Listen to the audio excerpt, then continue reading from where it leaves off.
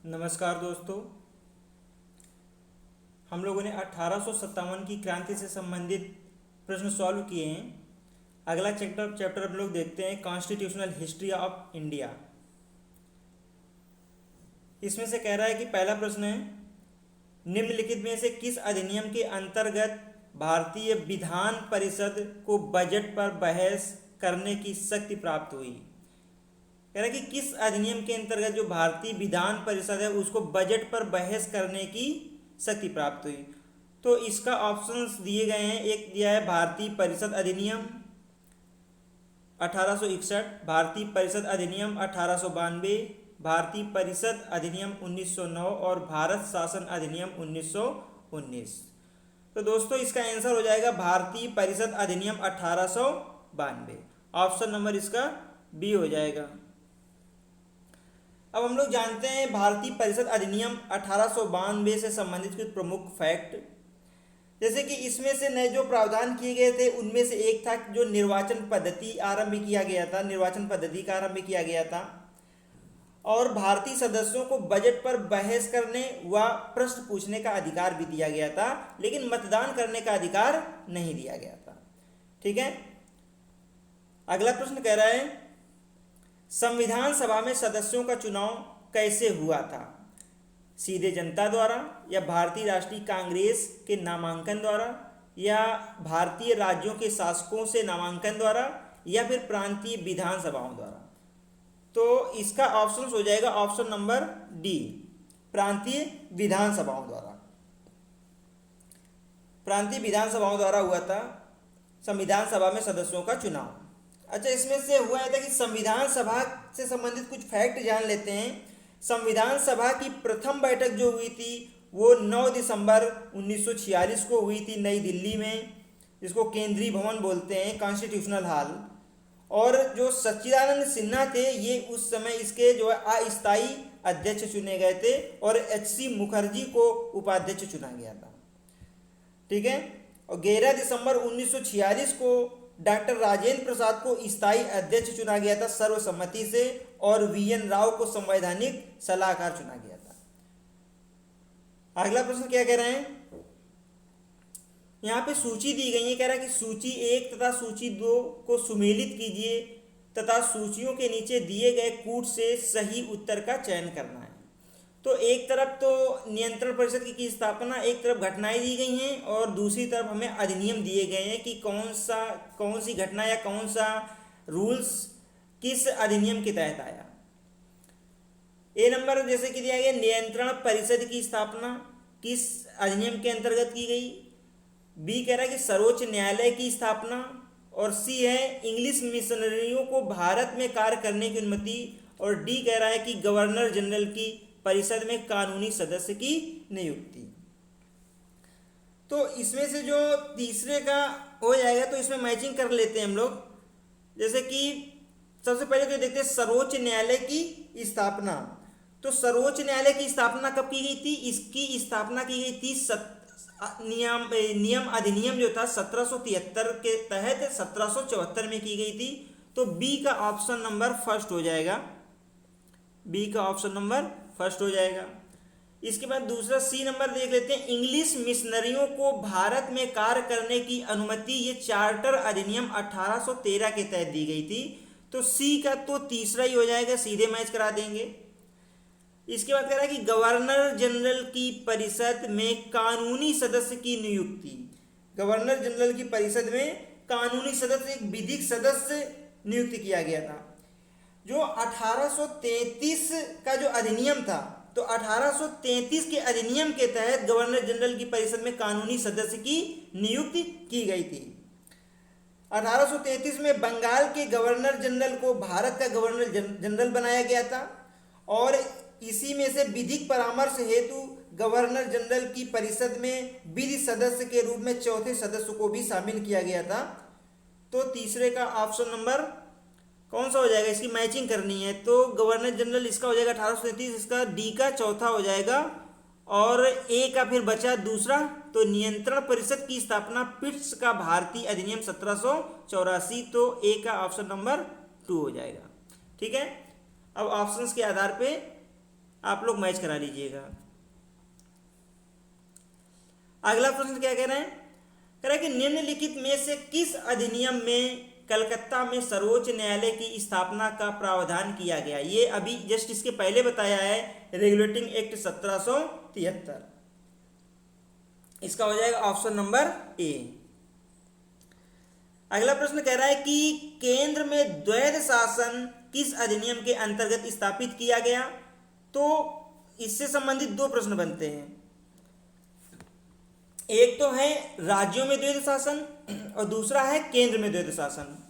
तो राज्यों में द्वैध शासन भारत सरकार अधिनियम 1919 से प्रारंभ हुआ था और 1935 के भारत सरकार अधिनियम द्वारा राज्यों में द्वैध शासन हटा करके केंद्र में लागू कर दिया गया था। तो इसका ऑप्शन नंबर सी हो जाएगा।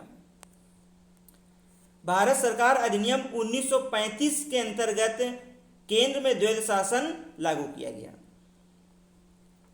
इसका अगला प्रश्न क्या कह रहे हैं, कह रहा है कि कैबिनेट मिशन के अंतर्गत संविधान निर्मात्री परिषद में प्रत्येक प्रांत को आवंटित सदस्य संख्या निर्धारित करने के लिए एक प्रतिनिधि कितनी जनसंख्या के अनुपात में था।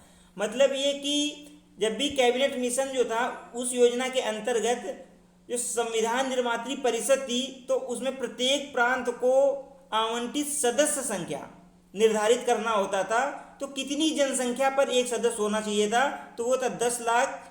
इसका ऑप्शन नंबर बी हो जाएगा, 10 लाख। अगला प्रश्न क्या कह रहे हैं, कह रहे हैं कि एक निर्वाचित संविधान सभा द्वारा सर्वप्रथम भारत के संविधान का निर्माण करने का प्रस्ताव किया गया था।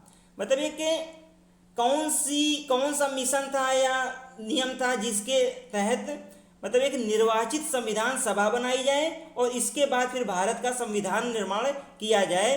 तो यह प्रस्ताव किसने रखा था, तो ये रखा था क्रिप्स मिशन ने।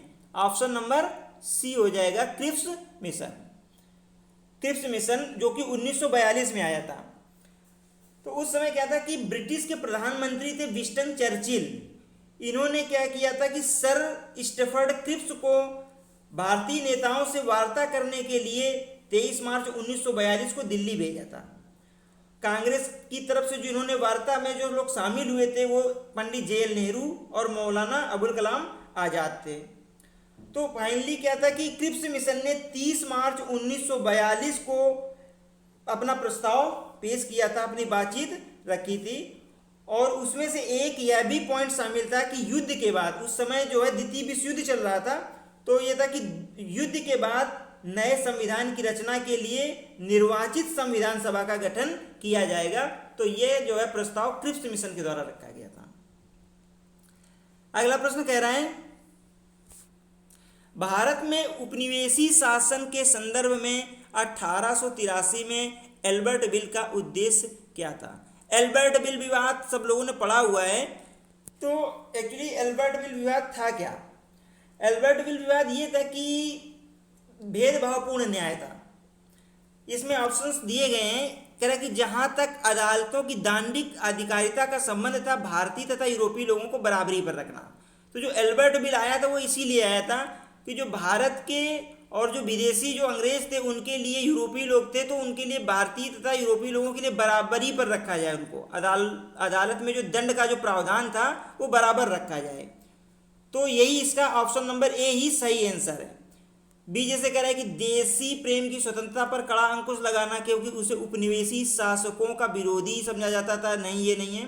प्रशासनिक सेवा परीक्षाएं भारत में करवाना ताकि देशी भारतीयों को उसमें बैठने के लिए प्रोत्साहित किया जा सके, ये भी नहीं है। शस्त्र एक्ट में संशोधन कर देशी भारतीयों को शस्त्र रखने की अनुमति देना, ये भी नहीं। तो इसका ऑप्शन नंबर ए हो जाएगा। अगला प्रश्न कह रहा है, राष्ट्रपति की अध्यादेश निर्गत करने की शक्ति प्रेरित है, किससे प्रेरित है। यानी राष्ट्रपति जो है वो अध्यादेश जारी करता है, तो वो किस अधिनियम के तहत, किस अधिनियम से ये जो है प्रावधान प्रेरित है।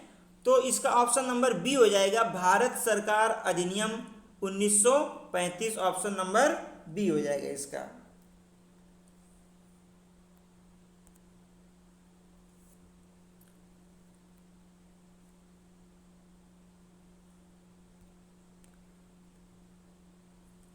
अगला प्रश्न कह रहे हैं भारतीय विधान पालिका प्रथम बार द्विसदनी बनाई गई। कब बनाई गई? भारतीय विधान पालिका प्रथम बार द्विसदनी कब बनाई गई?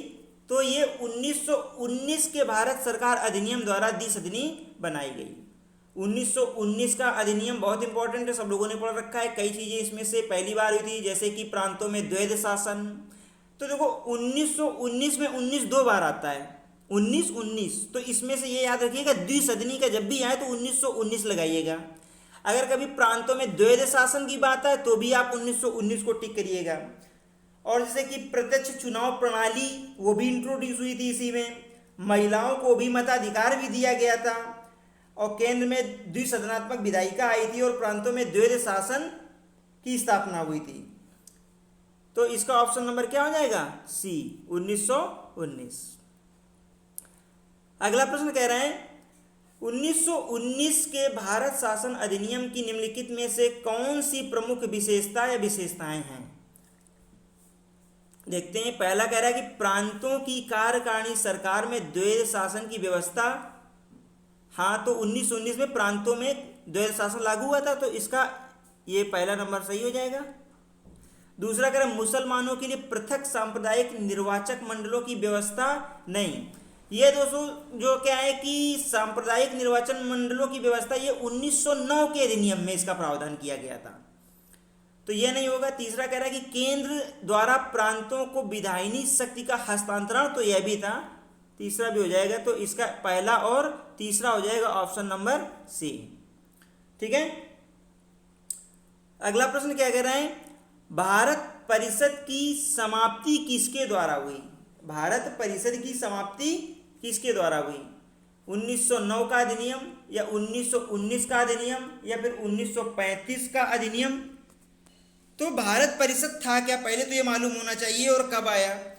तो भारत सरकार अधिनियम 1858 यानी 1857 की क्रांति के बाद जो 1 नवंबर 1858 को बिल पास हुआ था, तो भारत सरकार अधिनियम 1858 उसे ही कहते हैं। उसके माध्यम से भारत परिषद की स्थापना की गई थी, और यह 1947 के अधिनियम द्वारा यह खत्म किया गया यह प्रावधान।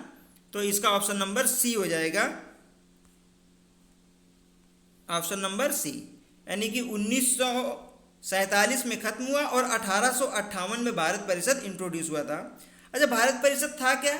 तो भारत जो है भारत परिषद था, तो ये भारत सचिव होता था। तो भारत सचिव की सहायता के लिए 15 सदस्यों की एक सभा होती थी। भारत सचिव हुआ करता था, तो उसकी सहायता के लिए 15 सदस्यों की एक सभा होती थी भारत परिषद।